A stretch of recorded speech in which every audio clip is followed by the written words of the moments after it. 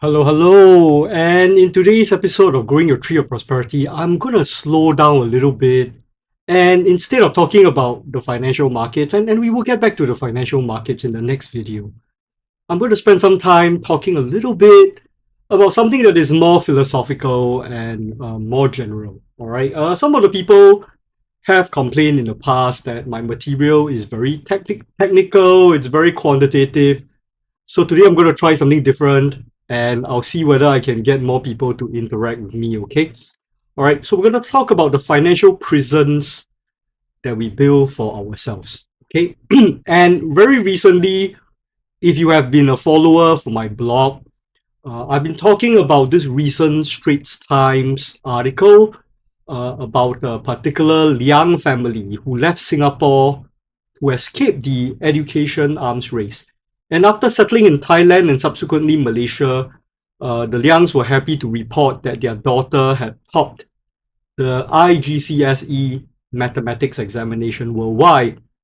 And my blog took a very controversial position that the Liangs should not be celebrated in Singapore media because when they left the education arms race, they didn't leave an education arms race. In fact, they joined a different kind of education arms race, one that gave them a much higher probability of winning, right? And you can refer to my blog for the details.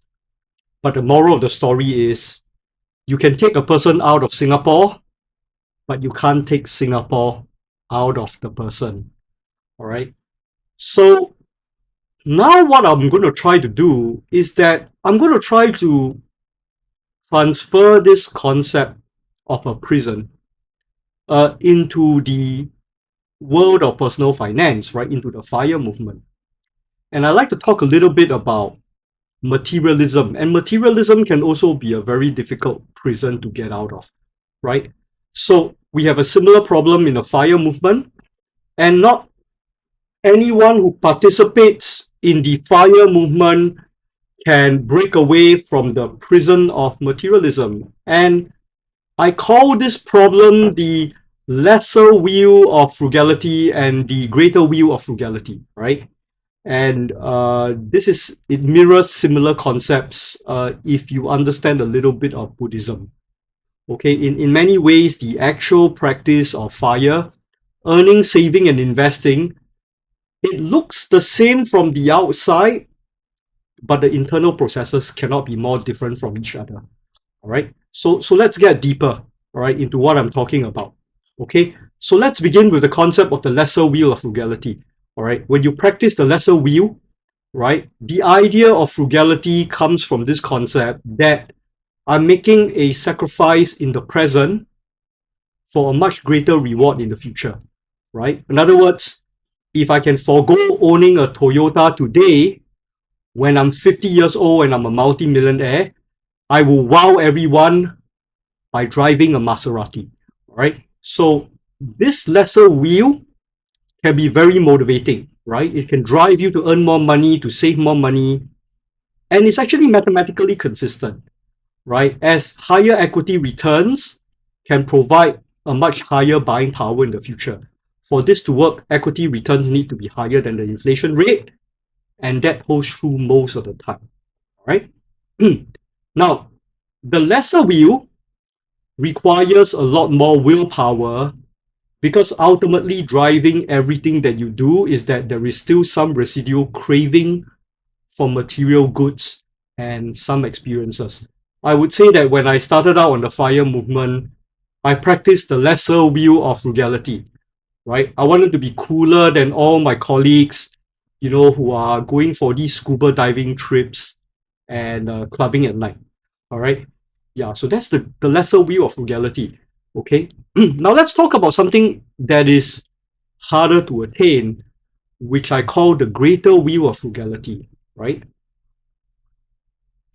If you can practice the greater wheel of frugality, you can forego materialism entirely, right? And that is very difficult to achieve. Basically, the concept works like this. Before financial independence, I will eat cai pong, I will take public transport.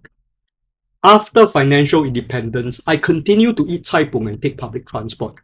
because I'm already happy eating Cai Png and taking public transport, financial independence becomes almost a non-event, right? Of course, the money can be used to deal with emergencies, and you effectively become your own underwriter when it comes to events like job loss, or children falling sick.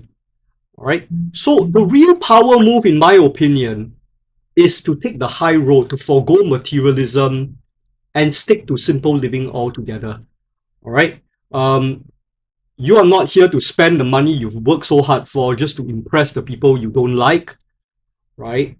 But ultimately, this is a very difficult philosophy to practice because it is probably not as motivating as the lesser will, right?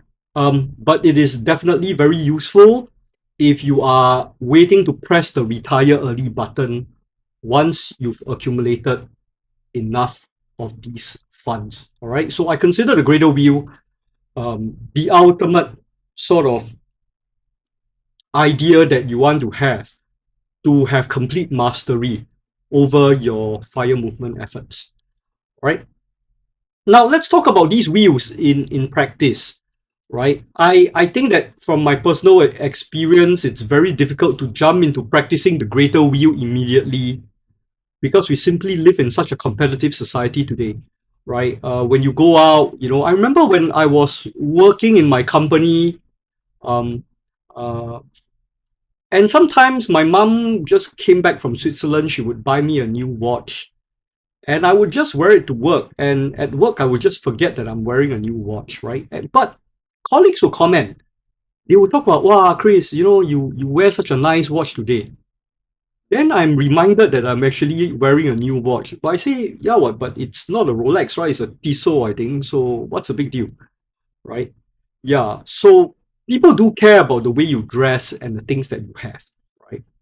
So I think that actually it's a lot easier to start at the lesser wheel, right? Lesser wheel is, I think, a coherent philosophy. It also makes sense. It means a short-term sacrifice for long-term rewards, right?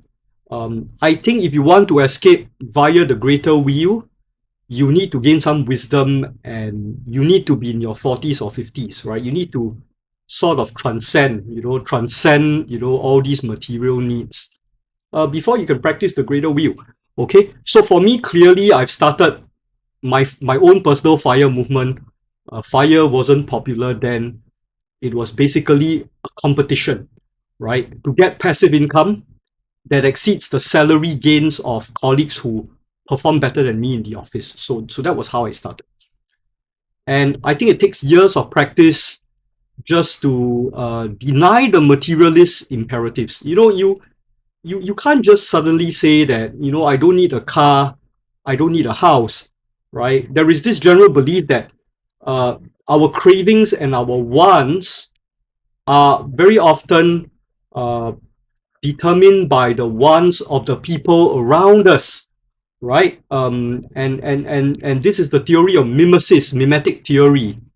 Okay, from another philosopher, I think it's Rene Girard or something. Okay, yeah, and Peter Thiel is a strong believer in this philosophy, and so even as a parent, we are under a lot of pressure to find a way to get our kids into a very posh tuition center, right? So it takes years of cultivation to defeat these materialist imperatives. And even if you can convince yourself, like me, that I'm less into material things, I continue to have a personal weakness for credentials and qualifications, right? I continue to be impressed with things like an INSEAD MBA, right? And I still have that very strong belief that I want my children to pass 3 levels of the CFA in order to inherit their wealth earlier from me while I'm still alive, right? So I've not completely mastered the greater will yet. I think for me,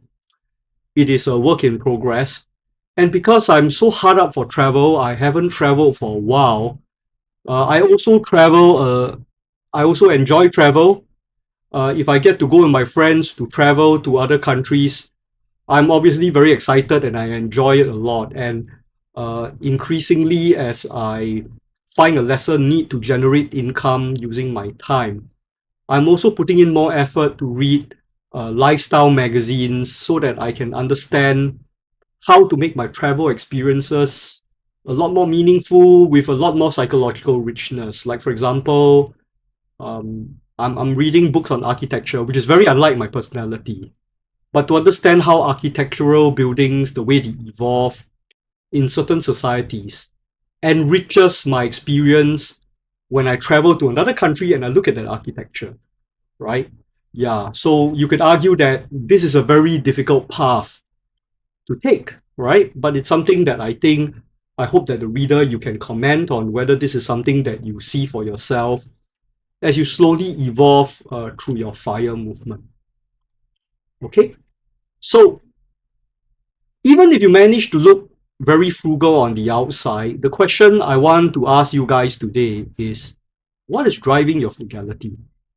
Are you postponing enjoyment because you believe that there is some kind of reward that is bigger than what you're sacrificing today? You're trading off a Toyota for Maserati in 20 years, or you're trading off a four-room flat for landed property, right? That is an honest conversation that you would like to have with yourself. If that is the case, then you have not completely beaten materialism, right? Nothing wrong with that, right? I don't think I've completely defeated materialism myself. And have you totally transcended materialism in that your frugality is so natural that your net worth, if I were to multiply your net worth by 2 from today, right, there would be no change in your lifestyle because you really don't feel the need to impress some people anymore. And if you're able to reach this stage, then I congratulate you. All right, it's very difficult to do that in a materialistic society like Singapore. It's very difficult to practice that. It's almost something very spiritual, bordering on the religious, right? So if you were to still practice the lesser will, then you remain a prisoner, right? It's a nice prison, right? It's not that it's a bad prison, but you remain a prisoner to materialism. But if you really want to be free, then you need to practice that greater will, right? And that's all I have for you today. Hopefully, I'll get back to some hardcore financial content after this video. If you like my content, you can subscribe to my channel. You can buy me a coffee here. And if you want to know a little bit more about how I achieve FIRE, then Google ERM intro and you take the first link. And I'll see you on the next video. Thank you very much.